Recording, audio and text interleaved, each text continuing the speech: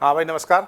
तो ये जो नीट का सवाल आया था, how many product including stereo isomer expected from monochlorination of the following compound. ये जो 2 मिथाइल ब्यूटेन है, इसका मोनोक्लोरिनेशन करने पर कितने आइसोमर बनेंगे। ये थोड़ा सवाल ट्रिकी था, है ना। इसका गलत एक्सप्लेनेशन से भी सही आंसर आ जाता है।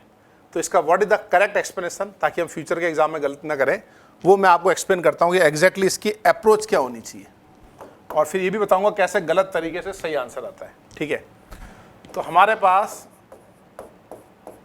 ये एक आइसोपेंटेन है, 2 मिथाइल ब्यूटेन, है ना। हमको क्या करना है, मोनोक्लोरिनेशन। मोनोक्लोरिनेशन में पहले हमको पता होना चाहिए मैकेनिज्म क्या होता है। Mechanism is free radical. ये समझ में आ रहा है, ठीक है। देखो, 2 अलग चीजें होती है। हम यहाँ आइसोमर नहीं निकाल रहे हैं, हम यहाँ प्रोडक्ट निकाल रहे हैं। इसको आप ऐसे समझो, मैं आपको बोलूं कि make a list of vegetables, तो आप क्या करोगे, आप बहुत सारे वेजिटेबल बनाओगे। आप बोलोगे आलू है, टमाटर है, गोभी है ना, लौकी है, बहुत सारे वेजिटेबल बनाओगे। लेकिन अगर मैं पूछूं कि आपके घर में आज कौन सी सब्जी बनी है, कौन सा वेजिटेबल बना है, तो व्हाट इज योर आंसर। आप कहोगे सर आज लौकी बनी है, आज आलू बना है, इस टाइप से, है ना।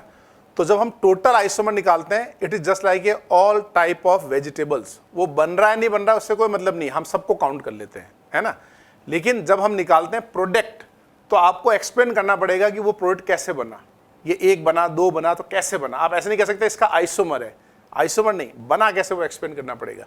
तो यहां हम क्या निकाल रहे हैं, मोनोक्लोरो प्रोडक्ट्स। तो आपका जो भी आंसर आएगा वो आपको एक्सप्लेन करना पड़ेगा कि वो कैसे बना, और क्या गलती करते हैं लोग वो भी मैं बताता हूं आपको, ठीक है। तो सबसे पहले इसको सॉल्व करने के लिए आपको मैकेनिज्म पता होना चाहिए। हमें पता है मैकेनिज्म इज फ्री रेडिकल, तो मैं यहां रेडिकल बनाऊंगा। तो पहला मेरा अप्रोच होगा कि यहां मैंने फ्री रेडिकल बनाया, और फ्री रेडिकल जो है sp2 हाइब्रिडाइज है, तो नेट Cl डॉट लगता है, तो Cl dot above the plane, below the plane. कितने प्रोडक्ट बने, तो हमारा आंसर होगा इसमें प्रोडक्ट बना 1। भाई इसको मैं कहीं भी लगाऊं ना, इसको अबव द प्लेन लगाऊं या बिलो द प्लेन लगाऊं, वो इसका कन्फर्मर बनेगा, यानी प्रोडक्ट तो हमारा 1 ही बनेगा, ठीक है। यानी मैंने इस कार्बन पे फर्स्ट पे अटैक किया, अब हम करेंगे सेकंड पे अटैक, है ना। अब हम करते हैं सेकंड पे अटैक। तो सेकंड पे अटैक पे क्या बनेगा, पहले मैकेनिज्म क्या है, फ्री रेडिकल, और हमें पता है फ्री रेडिकल कैसे हाइब्रिडाइज होता है, sp2, है ना। ये हमारे sp2 हाइब्रिडाइज होंगे।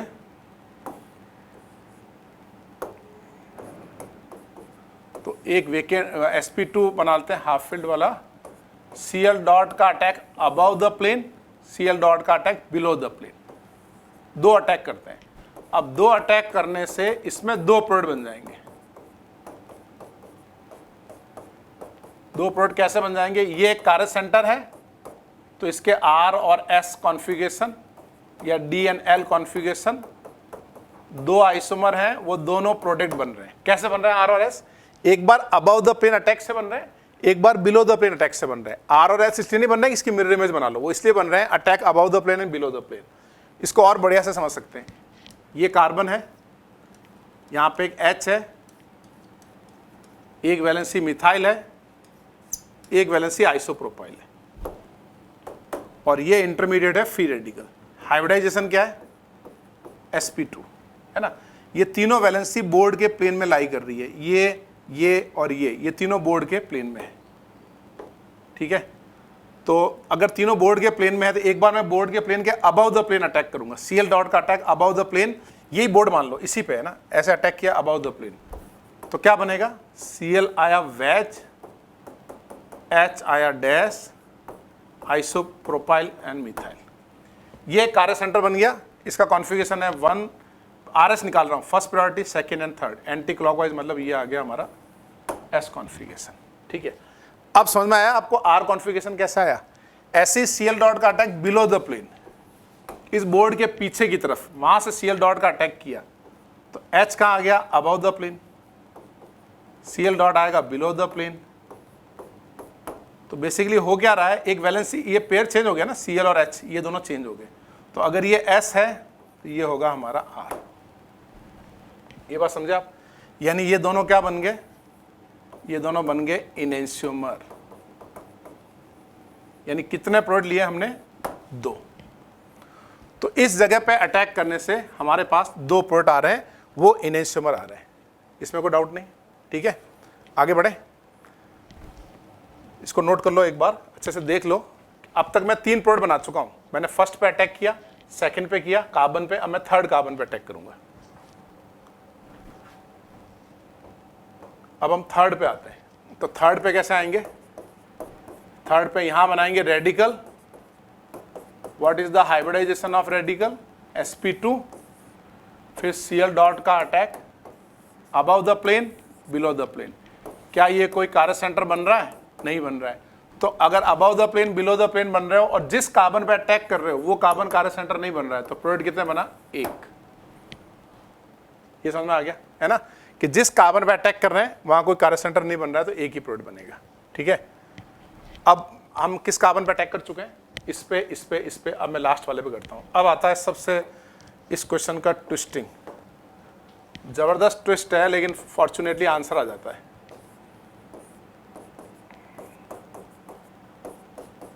एकदम चकमा खाने वाला है ये। ठीक है, हमने यहां रिएक्शन किया, 1 पे किया, 2 पे किया, 3 पे किया, 4 पे किया, यानी थर्ड। अब मैं 4 पे करने जा रहा हूं, है ना।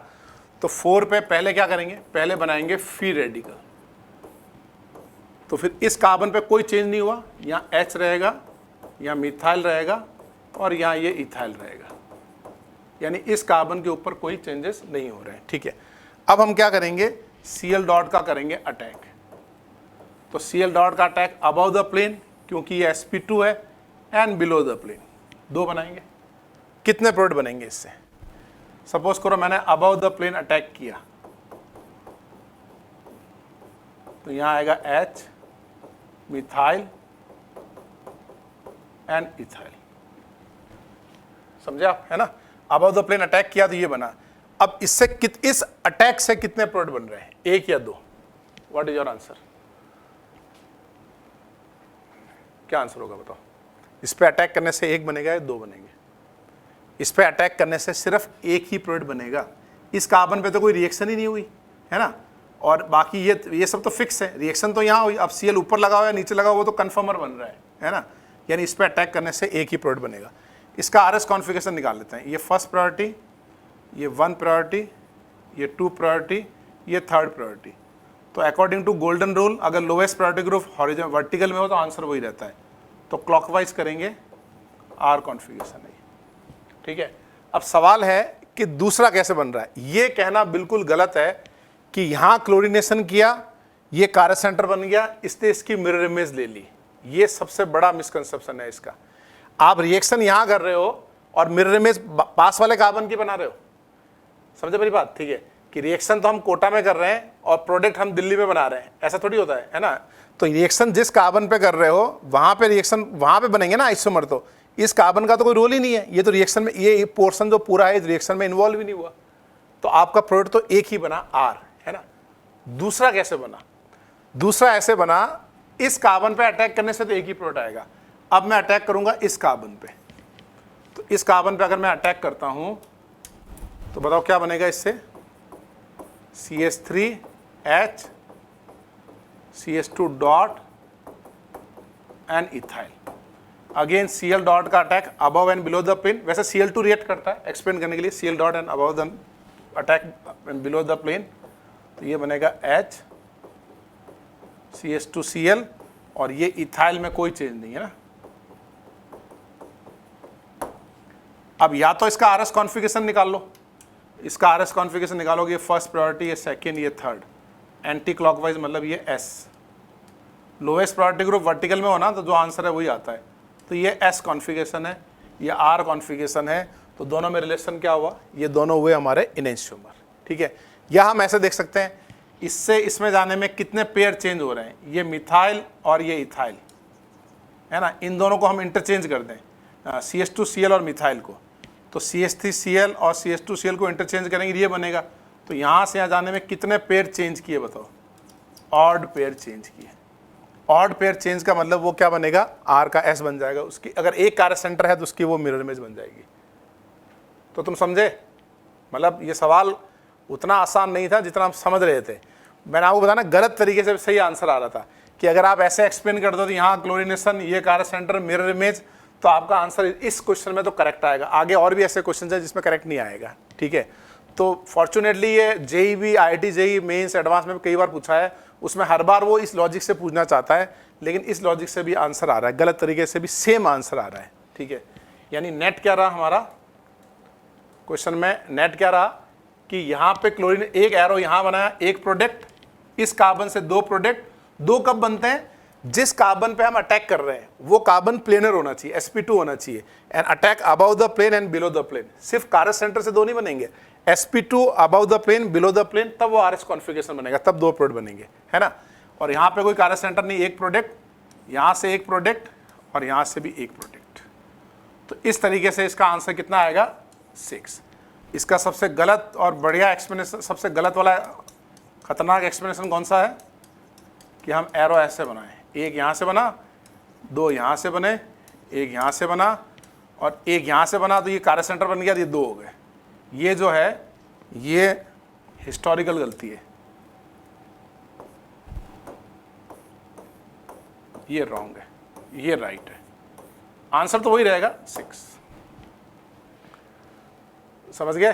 ठीक है। तो इस टाइप के और भी क्वेश्चंस आपको करने हो तो आप मेरा जो YouTube चैनल पे एक प्लेलिस्ट है हाइड्रोकार्बन, उसके अंदर एल्केन चैप्टर है, उसके अंदर मोनोक्लोरिनेशन ऑफ एल्केन के 2 लेक्चर हैं। आप अगर नीट की तैयारी कर रहे हो तो लेक्चर 1 देखो, अगर आप एडवांस की तैयारी कर रहे हो तो लेक्चर 1, 2 दोनों देखो। ये कॉन्सेप्ट आपका बहुत अच्छा हो जाएगा।